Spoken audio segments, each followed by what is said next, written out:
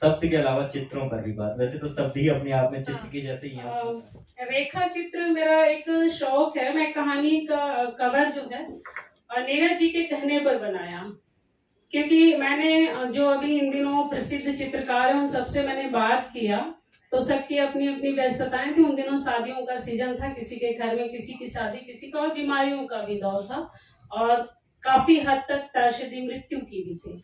तो ऐसे समय में जब मैंने 2-3 लोगों से बात किया तो फिर मैंने नीरज जी को बताया, तो उन्होंने कहा दूसरे से क्यों बनवा रही, खुद क्यों नहीं बनाती। तो इन्होंने जब मैंने कहा, और यह सवाल बहुत जरूरी आपने किया, नहीं कहते तो शायद ये बहुत बड़ी चूक होती कि कवर पे बात नहीं हुई। इसकी रेखाएं मैंने खींच ली। इसमें जितेंद्र श्रीवास्तव जी का बहुत अमूल्य योगदान है।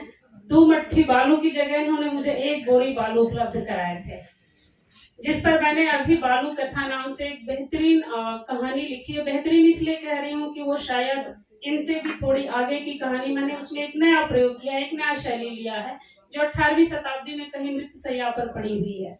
तो उस शिल्प को मैंने साधने की कोशिश की है, शायद सर को भी अच्छा लगे। अभी तो नेपथ्य में इसलिए रखी हूँ कि 7-8 महीने बाद मैं खुद दोबारा उसको पढ़ करके समझूंगी कि मैं ठीक तरह से उसके साथ न्याय कर पाई कि नहीं। रेखा चित्र जब मैंने बना लिया, रोज थोड़ा रंग भरती थी, थोड़ा सा रंग हटा देती थी। घर में मैंने डॉक्टर साहब से कहा कि मुझे बालू की जरूरत है, तो उन्होंने कहा मिल जाएगा। वो 10 दिन से मुझे रोज कहते थे मिल जाएगा, और वो इतना व्यस्त रहते हैं, वो शाम को आते थे तो बोलते यार भूल गया। इत्तेफाक से एक दिन सर का फोन आया और सर ने एक छोटा सा सवाल किया, क्या खाना बना रही हैं, जो कि मुझे नहीं आता सर। मैं कह नहीं पाई थी उस दिन। मैंने कोई उत्तर नहीं दिया, बल्कि बस मुस्कुरा दी, क्योंकि सर से मेरा इस तरह का संवाद नहीं है फ्रेंडली टाइप का कि मैं एकदम से उत्तर दूं, बल्कि मैं भौचकी हूँ कि सर को आज क्या हो गया, मेरे दिमाग में एकदम है। बाद में मुझे ध्यान आया कि आप लोग सामने आमने सामने बैठे हैं, शायद इसलिए वो एक संवाद निकला। मैंने सर ने जब दूसरा सवाल किया कि क्या कर रही, तो मैंने कहा सर मैं चित्र बना रही हूँ, लेकिन वो पूरी नहीं हो रही क्योंकि बालू नहीं मिल रहा। मैं सर से बात कर ही रही हूँ, बात खत्म ही नहीं हुआ, बेल बजा और 1 बोरी बालू मेरे घर हाजिर हो। और अगले दिन मेरी पेंटिंग पूरी हो गई। सिर्फ मुझे 1 मुट्ठी बालू चाहिए, तो उसे मैंने तुरंत, थोड़ा बालू गीला था, मैंने उसे कढ़ाई में गर्म किया, वो अपने आकार में आया और मैंने पेंटिंग पे यूं बिखेर दिया। फिर पेंटिंग को मैंने स्टैंड पे छोड़ दिया 3-4 दिन। अगले दिन मैंने स्कैन लिया, और स्कैन करके फिर मैंने इसको कंप्यूटर में सेट करा। ये पूरी तरह से चित्र यहाँ बैठे 2 महान भावों की देन है, रेखाएं बेशक मेरी है। और रही कहानियों पर रेखा चित्र बनाने का, तो साउथ कोरिया में जब कहानियां छपती हैं, खास करके छोटे बच्चे और यंग जनरेशन के लिए, तो वहाँ के बुसान यूनिवर्सिटी में बाकायदे इसकी ट्रेनिंग दी जाती है, और वहाँ के प्रकाशक भी उसका प्रशिक्षण देते हैं कि अपने किताब में जो कहानी आप प्रकाशित कर रहे हैं उसके साइड में आप चित्र दें, जिससे जो ब्रेल पढ़ने वाले हैं या कम देखने वाले हैं या दिव्यांग के कैटेगरी में बच्चे आते हैं, वो उन्हें महसूस करके समझ लें। क्योंकि उन चित्रों को फिर वो क्या करते हैं कि ब्रेल में डाल देते हैं, और वो बच्चे महसूस करके उस पूरी कहानी को पढ़ते हैं। तो वो दिमाग में मेरे था कि मैं इसका प्रयोग अपने संग्रह में करूंगी, लेकिन किताब कहानियों के लिए था, ऊपर मैं कवर भी बनाऊंगी, इसके लिए पूरी तरह से नीरज जी का सहयोग था, इनका सजेशन था।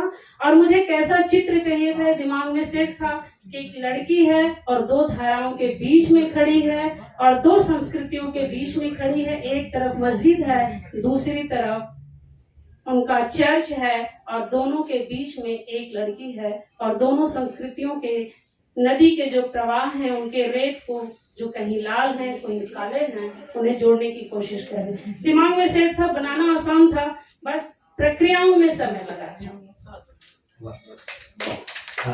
नीरज जी के प्रयास से एक हमको दरअसल कला का एक और रूप उभरता हुआ नजर आया सुनीता के उसमें। जैसे मैंने कहा कि शब्दों के चित्र तो उभर ही रहे थे, लेकिन उनके भीतर की जो है चित्रकारी है, उन्होंने उन शब्दों में और 4 जान लगा दिए। तो इस पूरी प्रक्रिया में और इसको आकार लेने में अब मुझे लगता है प्रश्न हो गए सारे। एक प्रश्न इनका उस समय था, लैंडिंग लाइव रैंडम, इसको कंप्लीट कर लीजिए। उत्तर देती हूँ कि वह कहानी पूरी तरह से मेरी जिंदगी से जुड़ता है। बस डॉक्टर साहब कहीं विदेश से नहीं आए हैं, बस इतना ही फर्क है। उसका किरदार फिर जो विदेशी किरदार है वो मेरी दोस्त, मेरी क्लासमेट थी, हम लोग हॉस्टल में साथ में रहते थे। उसका सिलेक्शन हुआ था जब इंटरनेशनल डिपार्टमेंट में, तो उसकी पोस्टिंग वहाँ हुई थी, वहाँ उसका सूत्र है। बाकी हम पूरी तरह से मौजूद। साड़ियाँ वही बेचती हैं आपको? हाँ? साड़ियाँ वही बेचती हैं आपको?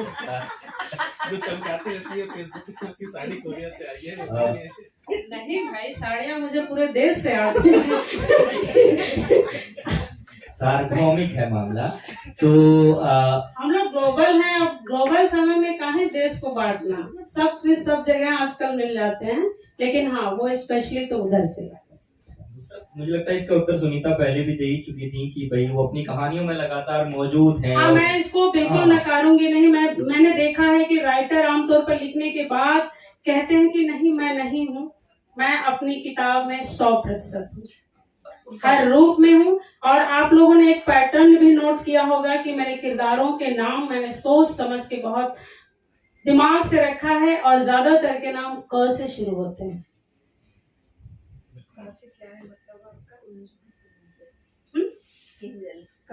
किंजल, कियारा, कविता, कुसमीना देई, कुसुम देई, कामनी।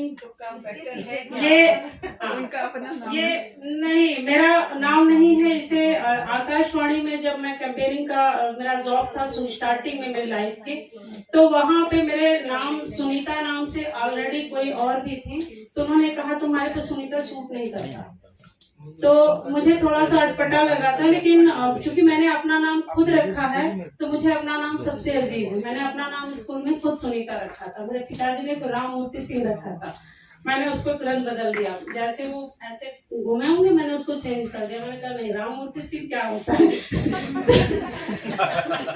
वो इसलिए रख रहे थे कि रामनवमी को पैदा हुई है, तो उनको याद करना ज्यादा अच्छा रहेगा। वो राम को समझते रहते उस प्रतिकृति के आधार। लेकिन मुझे नहीं पता सुनीता उस समय कौन थी क्या नहीं, लेकिन मैंने अपने मंझारी मैडम को तुरंत मैंने कहा कि ये नाम काट ली, मेरा ये लिख दीजिए। मुझे लिखने आता था, मैं घर से सब चीजें सीख चुकी थी स्कूल में जब गई थी। मैंने खुद कहा कि मेरा ये नाम रहेगा, कोई आगे पीछे मत लगाना। उसी समय न कुमारी, न श्रीमती, न देवी, कुछ भी नहीं लगाने दिया था मैंने। जब मैंने पीएचडी किया तो मैंने डॉक्टरेट खुद जोड़ा, क्योंकि मैं अपने गांव से आज भी पहली डॉक्टरेट लड़की हूँ, तो मैंने उसको जोड़ना ज्यादा सही समझा।